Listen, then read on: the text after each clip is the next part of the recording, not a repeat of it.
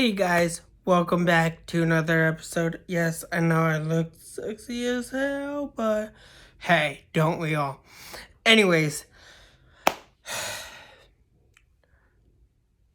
today is a special day. 2 years ago, I said congratulations on 20 years of this film, and this movie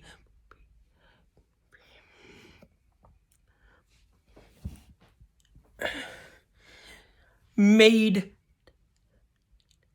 little kids be even more super diehard Marvel fans like myself. First time ever.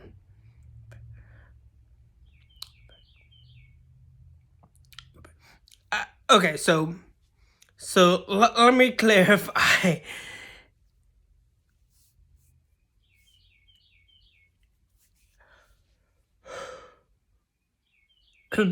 Let me clarify something. I just turned 26 and I'm 4 years shy of turning 30, which is sad and depressing all of its own, and I'm single, so hey.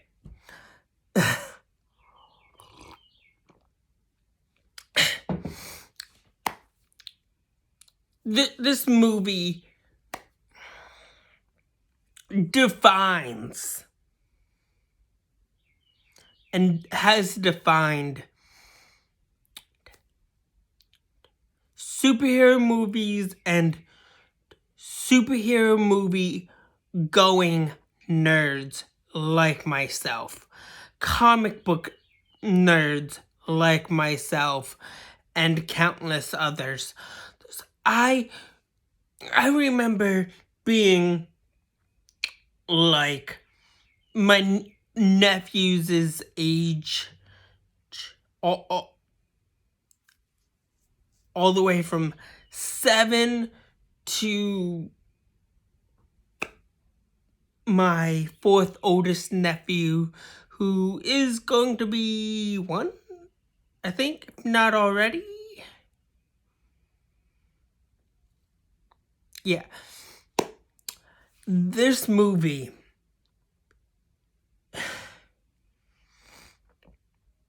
is a gem of a piece. This movie is iconic as like it's an iconic movie of its time. It's if you were a kid in the early 2000s, or if you were a baby in the early 2000s, this movie set you off on that high road to comic book movie dumb. I don't know if that's even a thing, but this movie, this movie is near and dear to my heart, because if it wasn't for me as a little 3-year-old, 4-year-old little kid watching Saturday morning cartoons, and reruns of the Fox X-Men animated series, then this movie would not have been a thing if it wasn't for the Fox X-Men animated series. And this is the pivotal point in why and how the X-Men are but aren't technically in the MCU. Here's why they aren't in the MCU first. Because it's the early days of superhero movies. One of the last superhero movies we've gotten had gotten from the early days was, I want to say, Batman and Robin.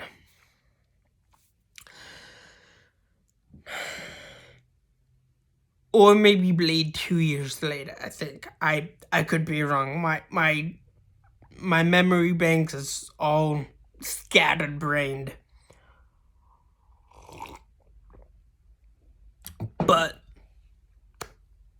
this June they're going to be celebrating 22 years.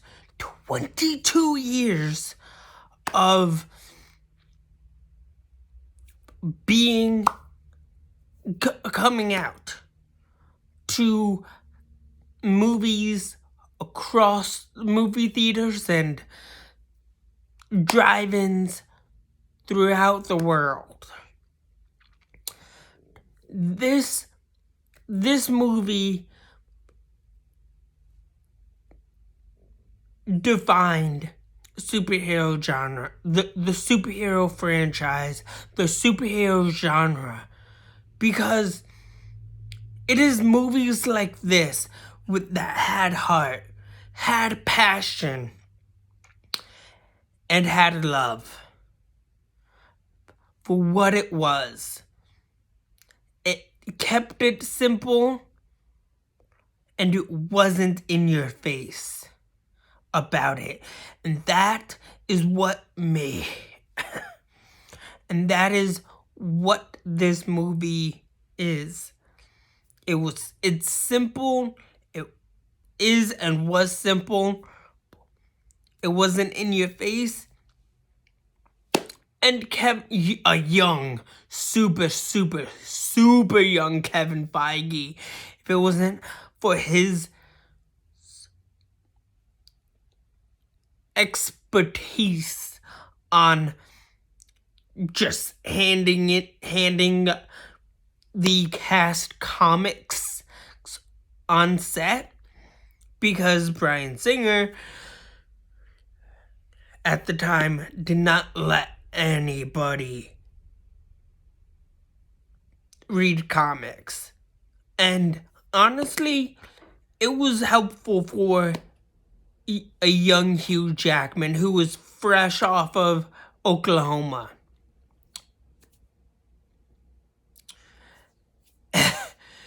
And it was helpful for the cast, the crew, and everybody else involved. And this movie, if it wasn't for this movie, we wouldn't have a great X-Men. If it wasn't for Kevin Feige's help with helping the cast and the crew on this film, then we probably would have had a really horrible X-Men movie. But luckily, we did not. Now that I got sidetracked again, because that's all I do on this channel is get sidetracked and come back full circle.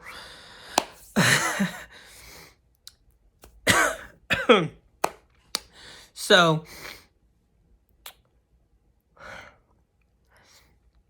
anyways, the reason why the X-Men aren't in the MCU or haven't been a part of the MCU is because, or aren't really technically a part of the MCU, is because the early days of superhero movies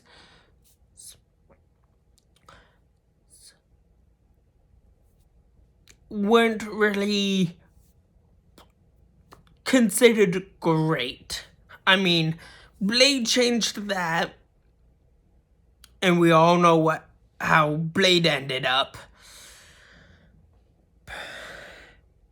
Yeah, let's not talk about Blade, shall we?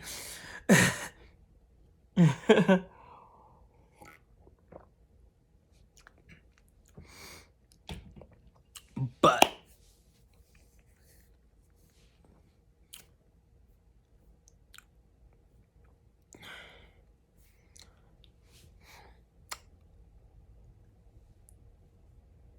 they didn't really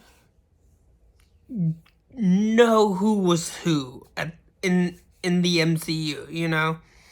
And this is why this movie should be credited in the MCU, because but not right now. This movie isn't really a part of the MCU because of its time. The timing that it came out in, which was 2000, and I was 4 when this movie came out.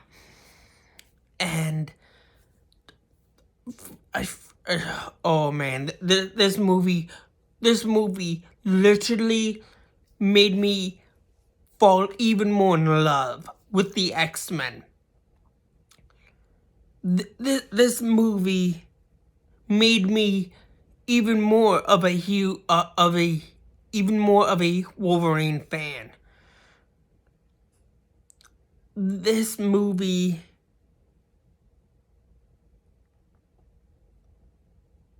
is iconic. One day, when and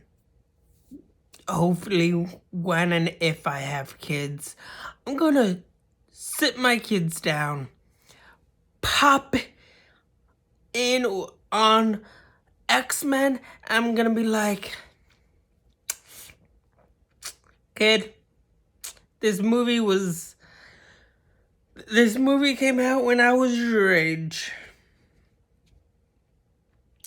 It's a beloved masterpiece of dads. Of your dads. But seriously. Okay, the reason why it's not... Okay, I don't know why I keep saying, here's why. But anyways, last time. This is why it's not in the MCU, okay? Mainly because the teams that were established or are going to be established weren't even around when this film came out. So logically, they wouldn't be a part of the MCU, but historically, they would have been. They would be, no matter what.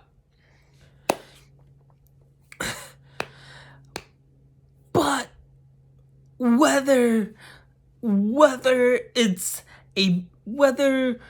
the team was the Avengers or any other team was established before or after does not matter. What matters is how great this movie was when it came out. This movie literally defined X-Men nerds. And I'm an X-Men nerd. I literally talk about X-Men all the freaking time. Oh, man. And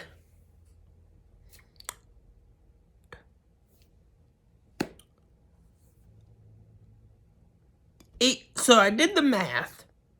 8 years from Dark Phoenix would have been about 2001.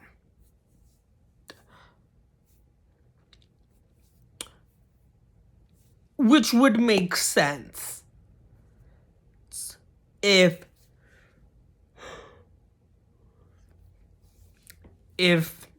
we're following the timeline, right? The X-Men, the Fox X-Men timeline going from First Class to the X-Men, which I am doing. That is the most that's the most important part of the puzzle, because this movie will this film, the events of this movie would be referenced in Logan, but that's for another that's for somewhere down the road, because that movie is fan-fucking-tastic. But anyways, so the reason why this movie would get referenced in Logan is because when they were battling, or when the X-Men were fighting Magneto, the Brotherhood of Mutants, and whatnot,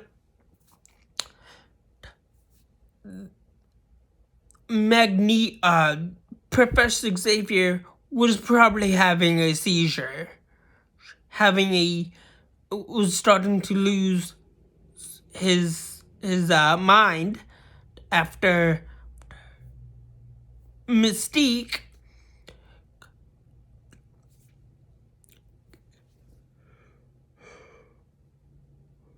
somewhere in between Dark Phoenix and this film came back to life. He healed up and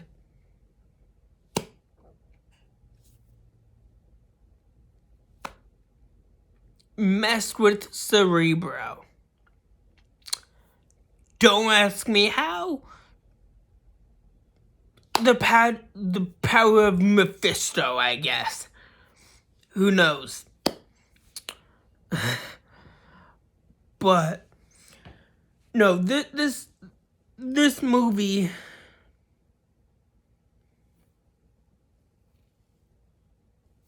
X-Men, great film. Great film.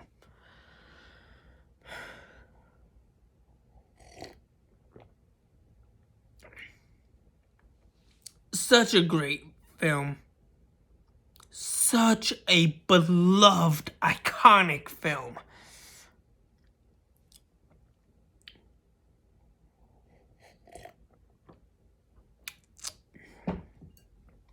Now,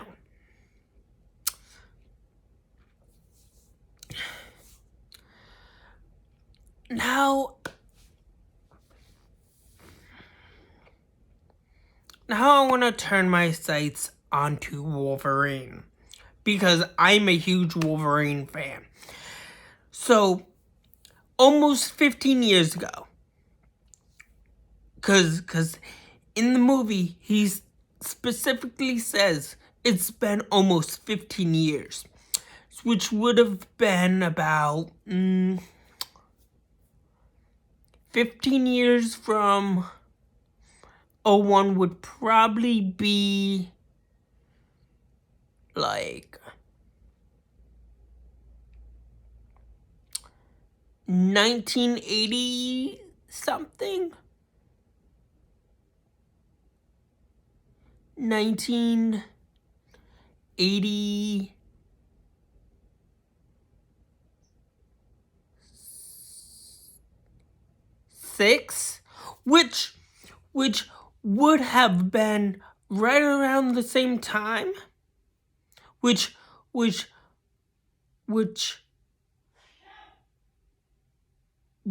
have been the time of Legion, the film, the events of Legion, the film, and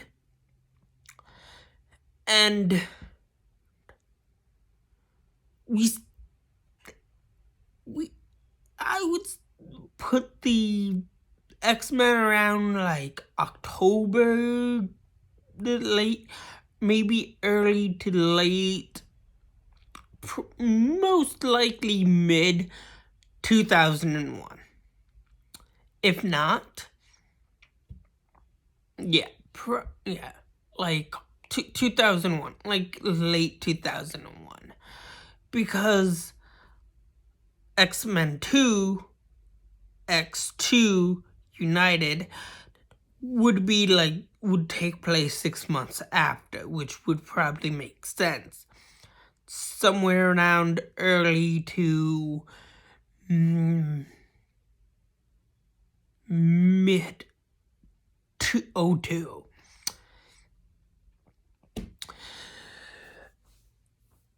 Which would probably make sense. Logical sense. I don't know. I'm really bad at math.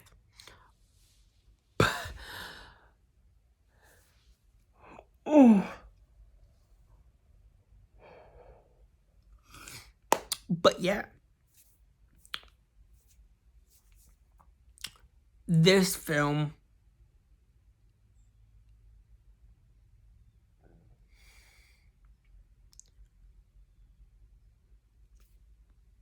is great. Yes, I know, it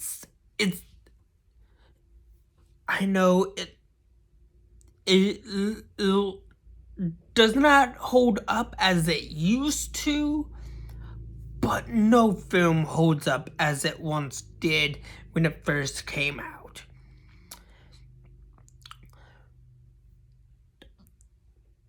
This film was very, very early 2000s. And I'm not denying that. You can see the early 2000s just dripping off of it. You can smell the early 2000s from this film. You can probably taste the early 2000s from this film. But it's not a bad movie. This movie is such a great film that 22 years later, almost like 6, 7, 8 years from now, we're gonna be celebrating X-Men, the 30th anniversary of X-Men in 2030. And it's probably not gonna be as great as it once did in 8 years from now. But that's not the point. The point is that this movie literally defined and made superhero movies what they are today. And I freaking love this movie. Hands down, love this movie. This movie is near and dear to my heart. This movie is one of the keys to my heart. Which probably means nothing. But this movie is great. Excuse me. Love this movie. So anyways, that's all I have for you guys so far for right now. Tomorrow, I'm going to be doing X2, X-Men 2, X2 United. Because I'm just only focusing on the X-Men part of things, not the other ones so far, but honestly, I'm just gonna be focusing on the X-Men for right now. Just the X-Men alone. And then I will get into the other stuff. The other comic book stuff. But yeah, anyways, that's all I have for you guys so far. Please like, share, subscribe, and have a good day. Thanks. Bye.